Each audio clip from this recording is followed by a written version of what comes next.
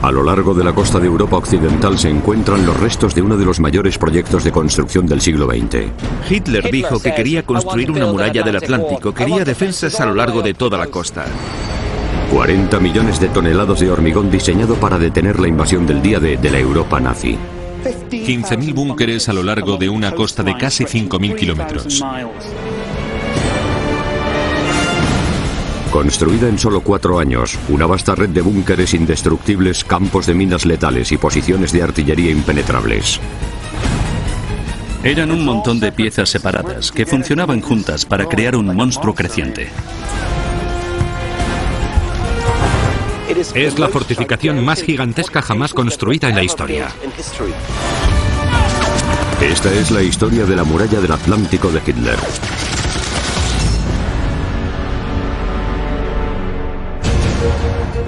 Las mayores obras de la Segunda Guerra Mundial ordenadas por Hitler para asegurarse el dominio mundial. Han sobrevivido como siniestros recordatorios de la fanática ambición militar del Führer. Estos son los secretos de las megaestructuras nazis. Nazi megaestructuras, la muralla del Atlántico.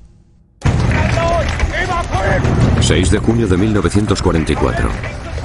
Había empezado la invasión del día D. En Normandía, 1.500 alemanes se enfrentaron a una fuerza de 150.000 aliados. Soldados como el adolescente Franz Gockel, que dependían de los búnkeres para sobrevivir.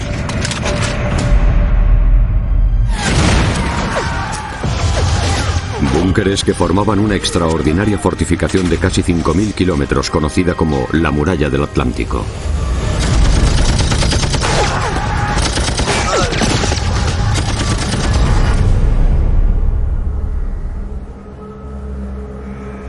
Los nazis construyeron esa megaestructura a lo largo de la costa occidental de Europa para proteger el imperio de Hitler de una invasión aliada. El doctor Peter Lieb, antiguo oficial del ejército alemán y experto en historia militar, ha estudiado la construcción de la muralla. Había búnkeres a lo largo de toda la costa de Francia, Bélgica y Holanda. Es la fortificación más gigantesca jamás construida en la historia.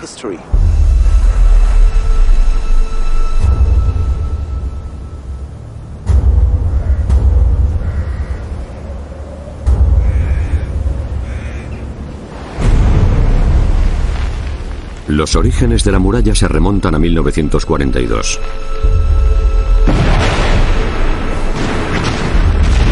La invasión de Hitler de Rusia se había estancado y 1 millón de sus mejores soldados estaban comprometidos con las fuerzas soviéticas. Y en diciembre, el mayor temor de Hitler se hizo realidad. Estados Unidos se unió a la guerra. Hitler sabía que iba a ocurrir y que era muy mala noticia. No solo estaba muy ocupado con el frente oriental ruso, sino que ahora Gran Bretaña contaba con un poderoso aliado en el frente occidental, Estados Unidos. Con la incorporación de cientos de miles de soldados estadounidenses y armas para apoyarlos, los británicos representaban una seria amenaza para las conquistas de Hitler en Francia, Bélgica, Holanda y Noruega.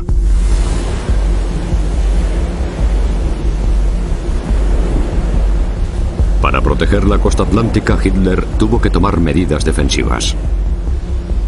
Y puso en práctica la famosa Directiva 40, que básicamente consistía en abrir los ojos y decir: basta ya, necesitamos recomponernos.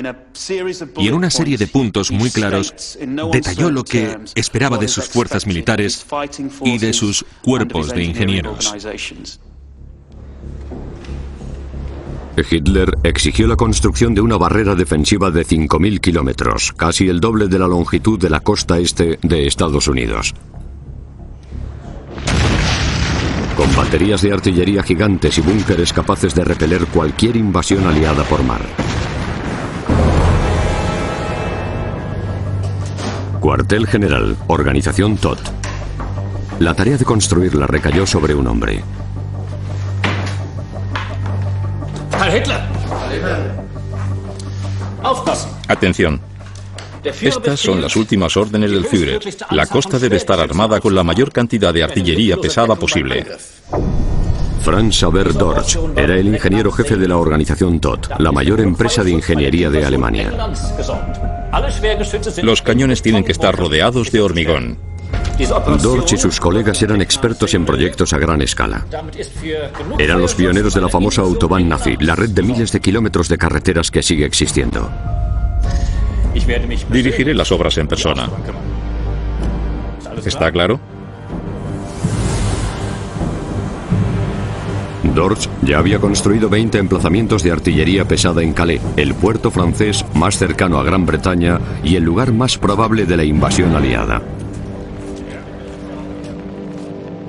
Esos búnkeres gigantes, que requerían más de 40.000 toneladas de hormigón cada uno, proporcionarían la plantilla para la muralla que planeaba Hitler.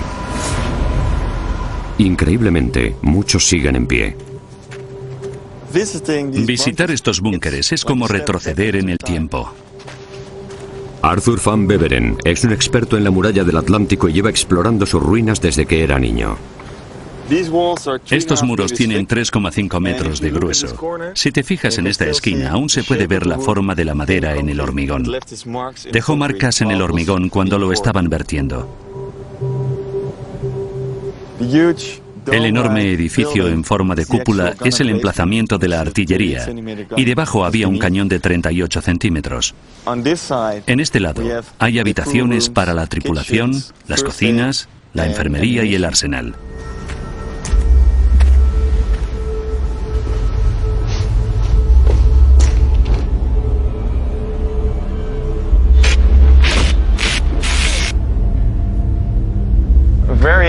Era un lugar con una atmósfera especial. Y creo que lo sigue siendo.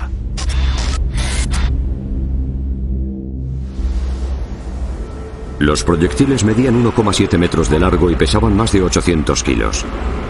Eran tan grandes que había que moverlos por dentro mediante un sistema de raíles por el techo. Se ve que los raíles entran por fuera. Pasan por ese espacio y aquí todavía se ve una parte que queda de este hueco que se usaba para transportar la munición.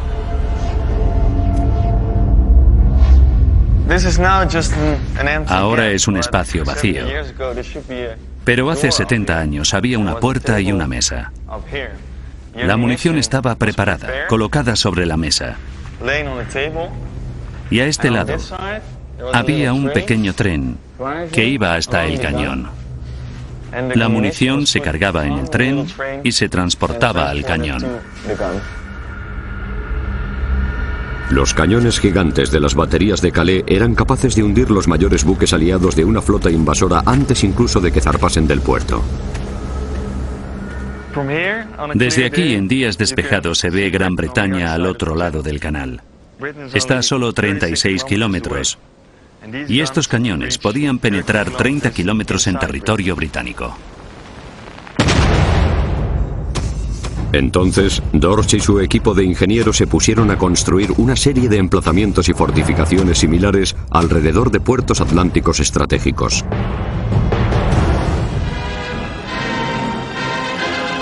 Los noticiarios de Berlín presumían orgullosamente de su enorme potencia. Y nadie seguía su avance con más avidez que un joven de 16 años, Franz Gockel. Había visto tantos reportajes de la muralla en las noticias que estaba seguro de que seríamos invencibles.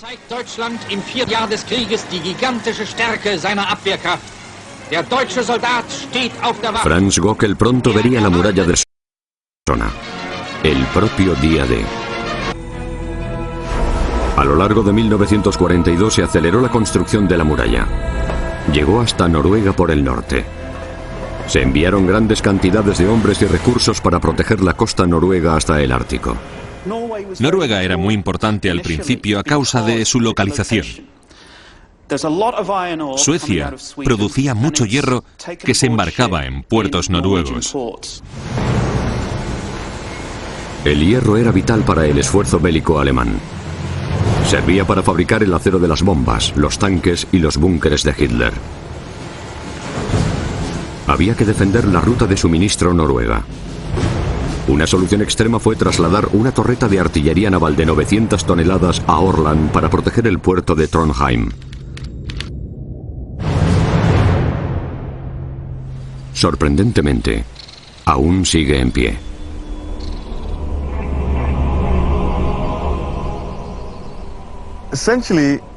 En el fondo es un barco construido en tierra, dentro de esta montaña. Se abrió un profundo pozo de 5 pisos de hondo en la montaña y se rellenó de hormigón y se colocó la torreta en ese pozo.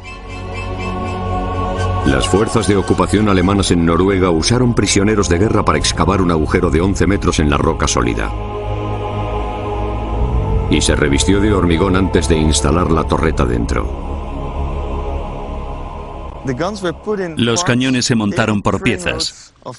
80 trenes cargados de piezas llegaron a Trondheim y desde allí vinieron en barcos hasta la isla. Lo único que se podía ver desde fuera eran los 3 cañones, pero el verdadero búnker estaba dentro de la montaña.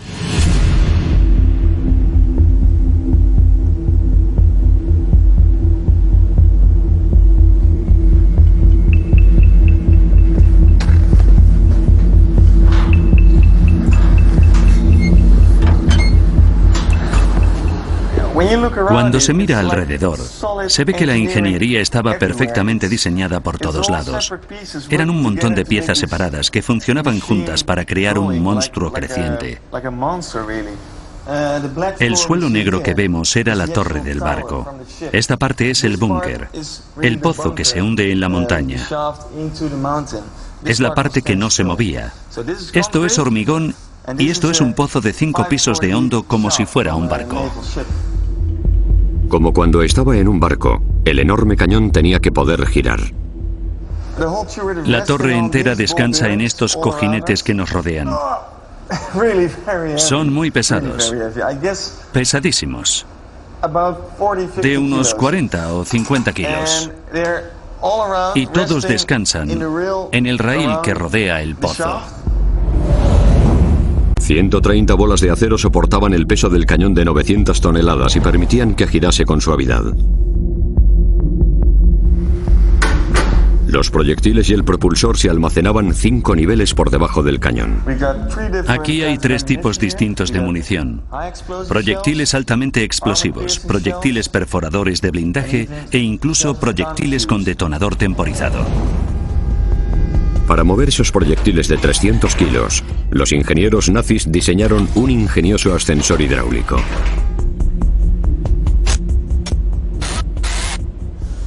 Los proyectiles salían de las paredes, de las salas de munición. Se deslizaban por aquí, rodaban sobre esta mesa, rodaban más lejos sobre esta y cuando por fin llegaban aquí podías darles la vuelta.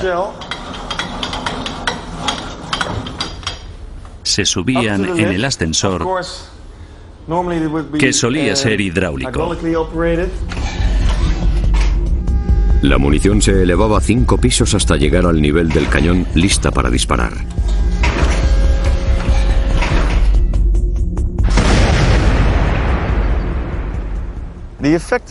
El alcance de los proyectiles era de unos 37 kilómetros. Hasta donde llega la vista. Se puede encontrar el mismo tipo de búnkeres desde el norte de Noruega hasta el sur de Francia. No son simples bloques de hormigón, son enormes buques en tierra. A lo largo de las baterías fuertemente defendidas de los puertos de Movík, Cherburgo, Brest y la isla de Jersey, empezó a cobrar forma una formidable instalación defensiva. Pero Hitler se dio cuenta de que seguía sin bastar. Entre los puertos había largos trechos de tierra sin defender. Hitler ordenó que construyeran otros 15.000 búnkeres a lo largo de 5.000 kilómetros de costa, defendidos por 300.000 soldados. Hitler quería que cada centímetro de los 5.000 kilómetros de costa atlántica estuviera defendido por una línea continua de fortificaciones.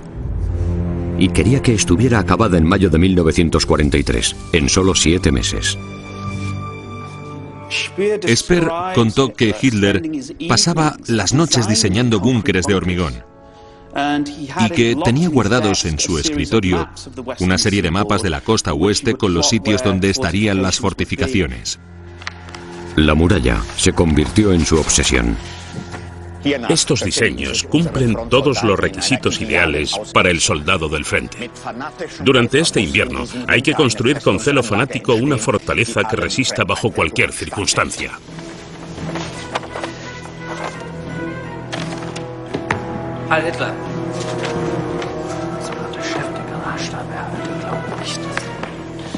La labor de hacer realidad la muralla de Hitler recayó en su ingeniero jefe, Dorsch. Es el volumen máximo de construcción que podemos encajar. No podemos asumir nada más. Dorsch tenía sus dudas, pero nadie llevaba la contraria al Führer.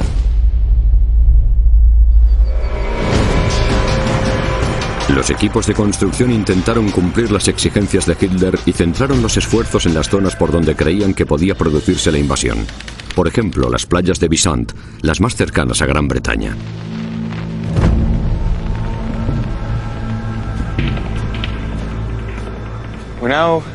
Estamos en un búnker de artillería antitanques.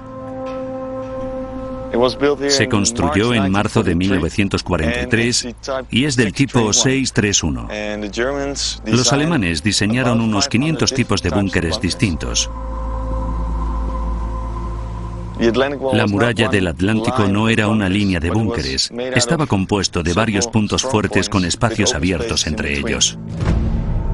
Con las fuerzas aéreas británicas controlando el cielo, los 475 soldados destinados aquí vivían con un miedo constante a los ataques. Cuando se produjera una invasión, grandes tanques subirían por la playa. Y este búnker alojaba el cañón que los detendría.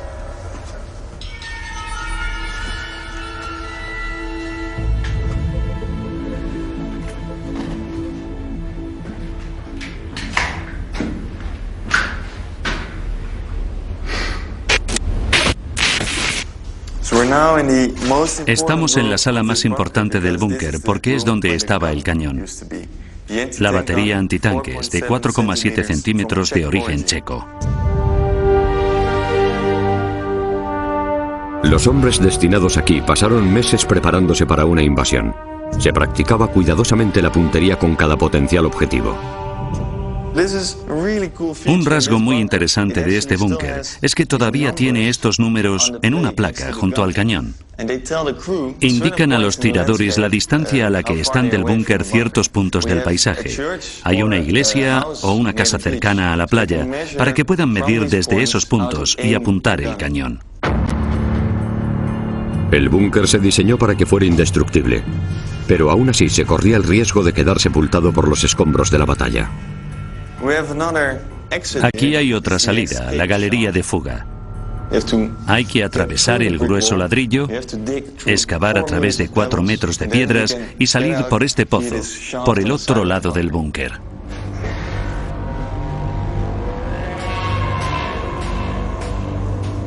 Hoy recorrer estas estructuras es como caminar por Stonehenge, porque resultan muy enigmáticas. Pero si las viésemos operando con todo el equipamiento, con toda la artillería y los soldados dentro, nos impresionaría mucho el desarrollo que habían alcanzado como espeluznantes máquinas de combate. Cuando llegó la fecha límite de mayo de 1943, solo estaba terminado el 30% de los búnkeres exigidos por Hitler. Como ingeniero jefe, Xaver Dorsch sabía que Hitler le echaría la culpa. Hemos entregado 9.671 búnkeres listos para ocupar y hemos acabado la estructura de hormigón de otros 1.500. Pero Dorsch carecía de los recursos necesarios para aumentar la producción. La guerra se había prolongado 4 años y a los alemanes se les estaba acabando el material, el dinero y los hombres. A Hitler le irritaba mucho que los recursos del frente occidental, de la muralla del Atlántico, se desangrasen en el frente oriental. Y promulgó un edicto que decía que nadie podía retirar nada ni a nadie de la muralla del Atlántico sin su permiso directo previo. Octubre de 1943. Colleville, Normandía.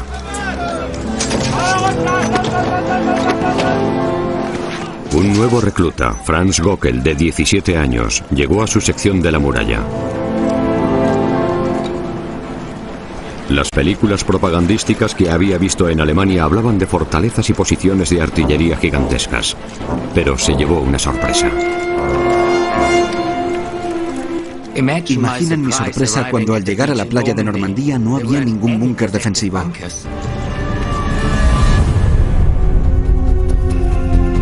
Hitler creía que la invasión aliada se produciría por Calais, el puerto francés más cercano a Gran Bretaña. Allí era donde la muralla del Atlántico era más fuerte. En las playas normandas había pocos vigías. El diario de Franz Gockel habla de días felices nadando y jugando en la playa de Colleville, en un tramo que luego se conocería como Omaha Beach. Francia es un país precioso y veo el mar todos los días. No tengo mucho que hacer. Era una vida cómoda comparada con los horrores del frente oriental. Los hombres estaban contentísimos de estar en Francia.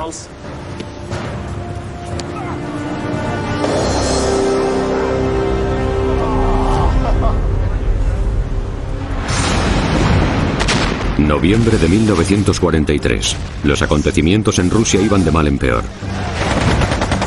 El poderoso ejército soviético había obligado a los alemanes a retirarse. Los alemanes perdían una media de 2.000 hombres diarios en combate desde junio de 1941.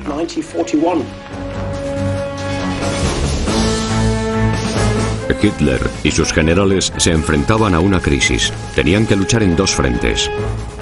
Tenían millones de soldados comprometidos en el este y 5.000 kilómetros de costa que defender en el oeste. Los nazis habían asignado 300.000 soldados a los búnkeres de la muralla del Atlántico, pero eran tropas inexperimentadas. Los ocupantes de los búnkeres solían ser soldados jóvenes de 17 o 18 años, o padre de familia de 30 y muchos años. Los hombres de entre 20 y 25, los mejores soldados en términos militares, estaban sobre todo en el frente oriental. El alto mando nazi contaba con que los millones de toneladas de hormigón y acero resultasen eficaces a la hora de mantener alejados a los aliados.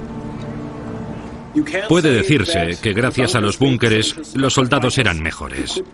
Podían tener un poco de sobrepeso o ser un poco mayores, pero todavía podían apretar el gatillo de una ametralladora.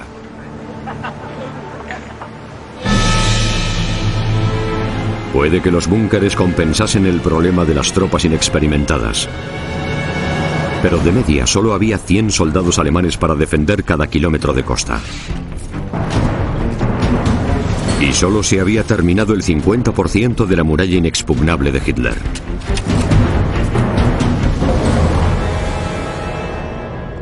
Esto es un desastre. Soy el mayor constructor de fortificaciones de todos los tiempos y esto es lo único que he conseguido. En noviembre de 1943 a Hitler se le acabó la paciencia con el lento avance de la construcción de la muralla. Y nombró a un nuevo comandante para que se hiciera cargo. Un hombre cuya legendaria dureza en la batalla compensaría los puntos débiles de la muralla. El mariscal de campo, Erwin Rommel.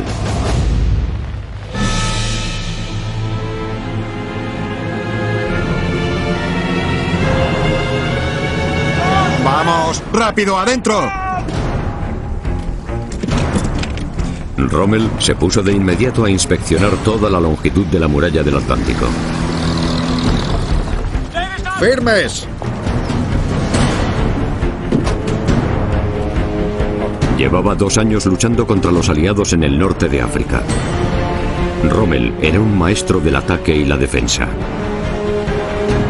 Y lo que vio en Normandía le impactó. Rommel llegó aquí en enero de 1944 y cuando vio las condiciones en que estaban los preparativos defensivos se enfadó mucho. Dijo que llevaban allí 3 años y no habían hecho nada. Los estrategas alemanes creían que era improbable que los aliados escogieran ese lugar para desembarcar porque carecía de puerto. Por eso habían construido tan pocos búnkeres. Pero Rommel supo ver algo que ellos no habían visto. Esta playa se parece a la bahía de Salerno en Italia, donde desembarcaron los aliados. Hay que protegerla de inmediato contra la invasión aliada.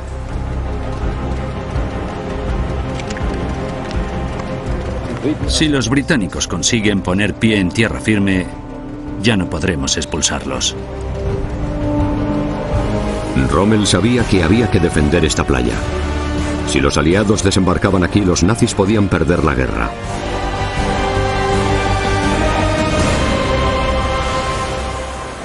Y tenía motivos para estar preocupado. Al otro lado del canal se estaban congregando 150.000 soldados en secreto. La muralla del Atlántico estaba a punto de enfrentarse al máximo desafío. Y en la playa de Omaha, Franz Göckel sufriría toda la fuerza de los ataques.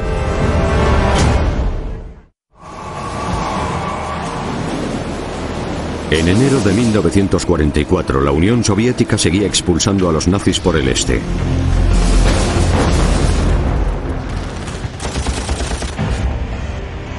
Y en el oeste, la muralla del Atlántico de Hitler distaba mucho de estar terminada.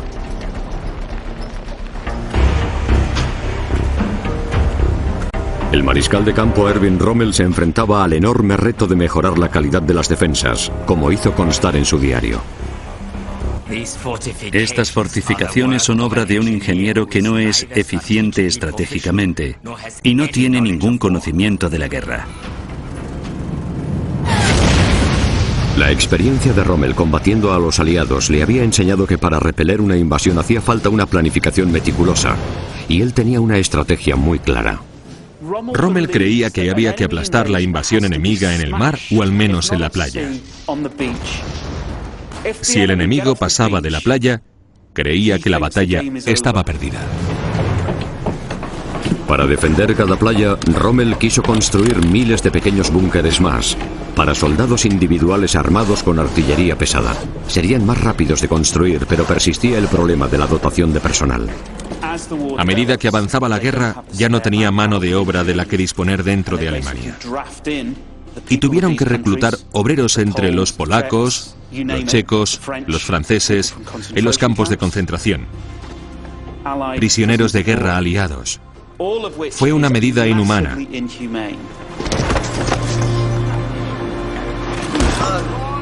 Miles y miles de ellos murieron en las obras a causa de la mala alimentación y los malos tratos. Era mano de obra esclava.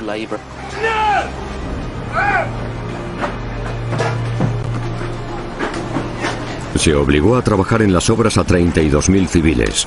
Fue un plan brutal, pero eficaz. Se construyeron búnkeres a lo largo de casi 5.000 kilómetros de costa, agrupados en conjuntos denominados WZ. WZ o Widerstandsnest significa nido de resistencia en español. Era una especie de bastiones, una serie de puntos fuertes interconectados. En Normandía, Göckel y 30 de sus camaradas vivían en un bastión que aún existe. Esta pequeña estancia que vemos aquí sería la del suboficial. Y aquí está el alojamiento de los demás rangos. Y entre ellos estaba Franz Göckel, de 18 años. Por supuesto, los soldados no se quedaban aquí todo el tiempo. Estaban de guardia, trabajaban en las obras y recibían entrenamiento militar. El bastión de Göckel estaba en el extremo este de un trecho de costa Normandía que sería tristemente célebre: Omaha Beach. Para defenderlo contaban con 13 emplazamientos de artillería que incluían 2 cañones antitanque y 3 morteros. Los cañones trabajaban en parejas y apuntaban a la playa en arcos letales de fuego cruzado. Esa táctica creaba una zona de máximo impacto del fuego conocida como zona de muerte. La zona de muerte es donde el enemigo obtiene el máximo rendimiento de su armamento en el espacio más reducido, infligiendo el mayor número de bajas al enemigo, en este caso los aliados. Aquí había dos posiciones. En una había ametralladoras y morteros y en la otra ametralladoras, morteros y también armas de mayor calibre. La razón por la que esa zona está aquí es porque los aliados intentarían adentrarse en tierra, por aquí, desde la playa. Defender este tramo de la playa de Omaha era vital para los alemanes si querían repeler la invasión aliada. La misión de Göckel consistía en operar una ametralladora y cubrir esta zona de muerte desde su posición. Esta era la posición de Göckel. Hoy es solo un agujero en el suelo, pero en 1944 tenía una ametralladora y era una posición cubierta que además tenía dos lanzallamas.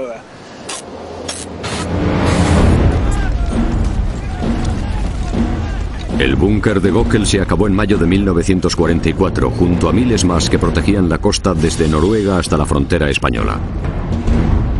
Pero Rommel aún no estaba satisfecho. Solo con los búnkeres no bastaba y quería otros tipos de estructuras defensivas para ayudar a rechazar la invasión aliada. Lo que Rommel hizo fue utilizar la experiencia que había obtenido en el norte de África para realizar cambios drásticos, y uno de ellos fue la creación de grandes campos de minas. Ordenó que pusieran 50 millones de minas a lo largo de la costa francesa, en el mar y en la playa. Además quiso que llenasen las playas con una hilera tras otra de obstáculos para crear capas de defensa impenetrables. La primera línea a la altura de la bajamar eran unas barreras de acero conocida como puertas belgas. Había puertas belgas a lo largo de aquí. Su objetivo era bloquear las lanchas de desembarco de la infantería y los tanques, reteniéndolas lo más cerca posible de la orilla. Las puertas belgas creaban una barrera que ralentizaba a los soldados y tanques enemigos y proporcionaban a los alemanes más tiempo para matarlos. Y en el caso de que los aliados llegasen con la pleamar y navegasen por encima de las puertas belgas, Rommel diseñó otra sorpresa. Aquí estaban los troncos ariete. Eran una especie de postes de telégrafos cortados y elevados sobre mi cabeza a un ángulo de 30 grados con otros dos que los sujetaban por aquí. Y al final había hojas de sierra que rasgarían el fondo de las lanchas de desembarco si los aliados llegaban con la marea alta. Pero incluso con eso no bastaba.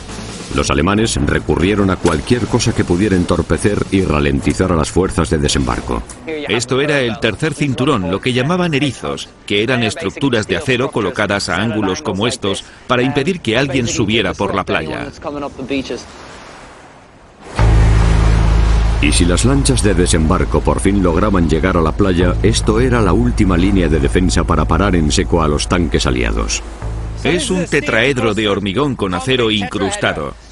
Era uno de los últimos obstáculos del plan de defensa de las playas. Hay que imaginar que había un montón de ellos desperdigados por la playa, conectados cada 5 metros. Los tanques chocaban con ellos y eran tan resistentes que los hacían volcar. Las ruedas subían por aquí y resbalaban por un lado, sobre todo si eran ruedas finas. En junio de 1944, Rommel seguía tratando de terminar las defensas alemanas de la costa atlántica. Mientras tanto, al otro lado del canal, las tropas aliadas ya estaban listas. La muralla del Atlántico de Hitler había costado miles de millones de marcos y consumido millones de toneladas de hormigón. Pero todavía estaba plagado de huecos. Rommel prometió a Hitler que lo acabaría todo en mayo del 44, pero seguía incompleto. Muchos de los búnkeres de la muralla del Atlántico carecían de armamento, o de hombres, o de alambre de espino, o de campos de minas. El 5 de junio, Göckel pasó el día patrullando los acantilados de la playa de Omaha. Sin que lo supiera, más allá del horizonte, miles de soldados británicos, canadienses y estadounidenses habían zarpado para comenzar la invasión. A las 2 de la mañana del 6 de junio, el séptimo ejército dio la alerta de nivel 2, que era el nivel de alerta más alto del ejército alemán. E inmediatamente, los hombres del regimiento de artillería, que en este caso era de la primera compañía, se trasladaron a sus posiciones aquí, en WN-62.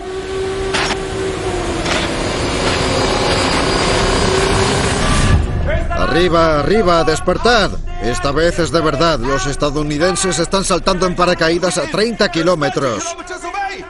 Hubo una llamada de alarma, pero ninguno nos la creíamos. Había habido tantas en las últimas semanas que ya no nos las tomábamos en serio. Tú también, Gokul. ¡Fuera!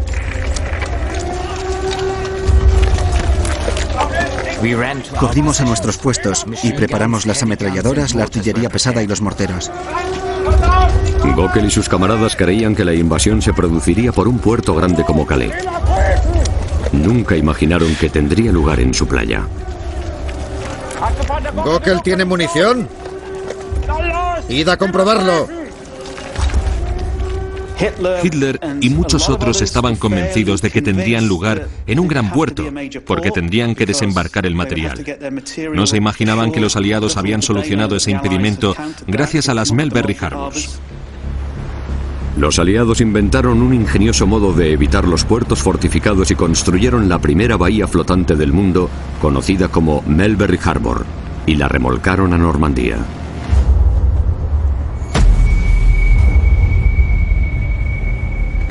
Gokul, ¿necesitas munición? Sí. Buena suerte.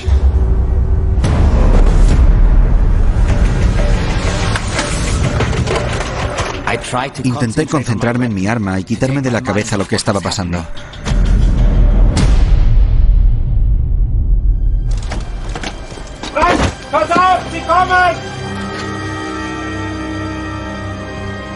Normalmente las ametralladoras alemanas estaban operadas por 2 hombres. Aquí solo había un hombre por ametralladora.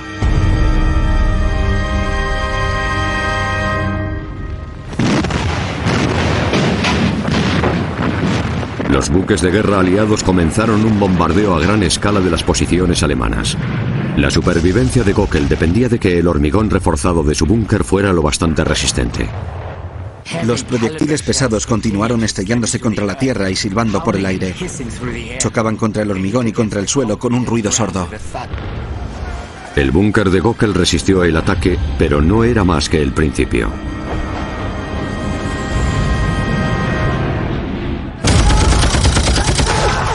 Cuando las fuerzas aliadas desembarcaron, fueron recibidas con una tormenta de fuego de ametralladora. 500 alemanes tenían que defender una playa de 5 kilómetros contra 35.000 estadounidenses. Había comenzado la máxima prueba de la muralla del Atlántico.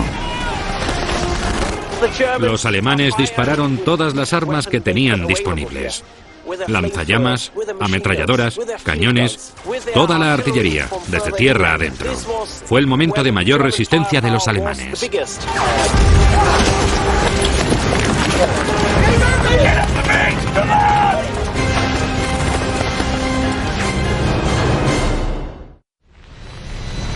Omaha no era más que una de las 5 playas de la invasión.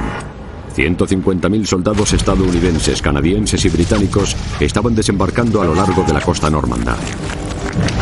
Y la enorme muralla del Atlántico estaba comenzando a resquebrajarse. A 160 kilómetros de allí aguardaba la reserva blindada de tanques alemanes. Si les llamasen para taponar los agujeros, todavía habría posibilidades de expulsar a los aliados. Pero había un problema.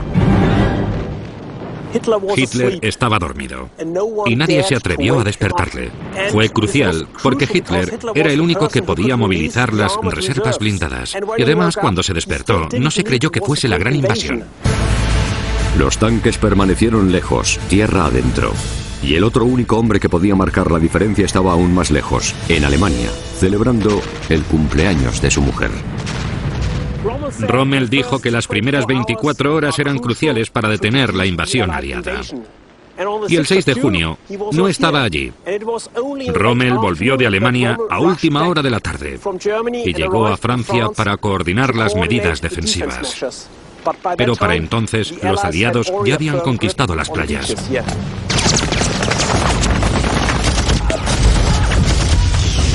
A las 9 de la mañana, 7 horas después de los primeros disparos, el búnker que había al lado de la posición de Gokul fue destruido.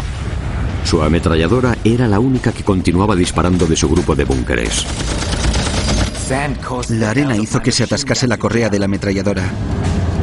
Tuve que continuar disparando mi rifle. Tiros sueltos.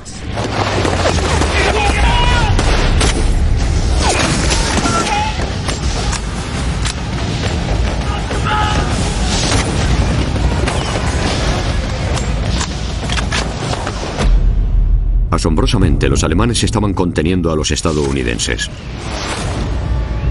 Pero a pesar de los meses de preparativos, se les estaba acabando la munición.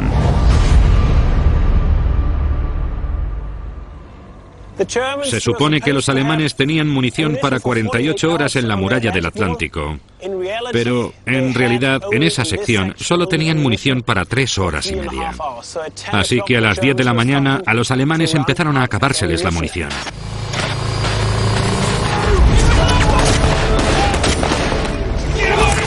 A medida que se les acababa el suministro de balas, los alemanes empezaron a ceder y los estadounidenses a ganar terreno. Göckel y sus camaradas se vieron obligados a retirarse.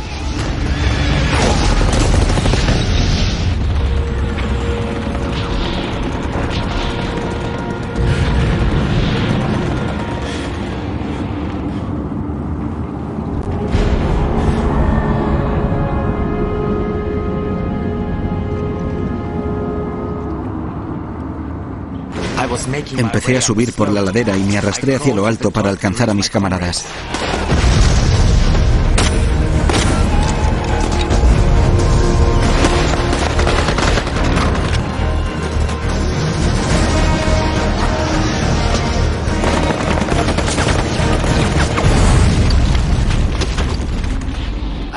Vi que 3 dedos de una mano me colgaban de un hilo. Herido, Göckel se retiró con los pocos supervivientes de su compañía.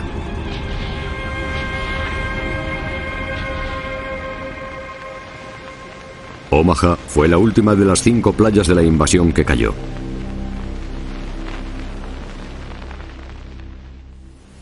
La Gran Muralla del Atlántico tardó 3 años en construirse, pero fue franqueado en cuestión de horas. Los alemanes perdieron la batalla y pronto perderían la guerra. A pesar del coste de millones de marcos y de metros cúbicos de hormigón empleados en la construcción de la estructura, la muralla del Atlántico no pudo contener la invasión aliada. La muralla del Atlántico no funcionó por varios motivos. Estaba demasiado extendido, tenía demasiados huecos y la política en la que se basaba era defectuosa. Los alemanes nunca trazaron un plan para luchar con la máquina que habían construido y aprovecharla en la guerra.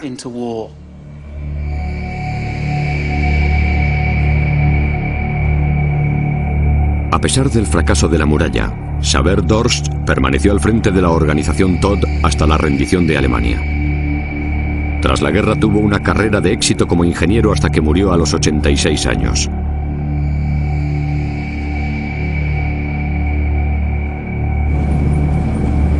Rommel fue obligado a suicidarse por Hitler solo 4 días después del día D. Franz Göckel sobrevivió a la guerra, regresó a Alemania donde se casó y vivió hasta los 80 años. Volvió a Normandía varias veces para recordar a los hombres que murieron por y contra la muralla.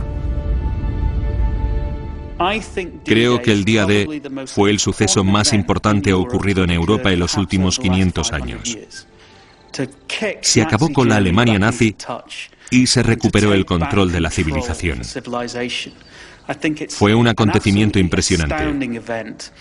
Y funcionó porque los aliados supieron actuar y los alemanes no. Así de sencillo.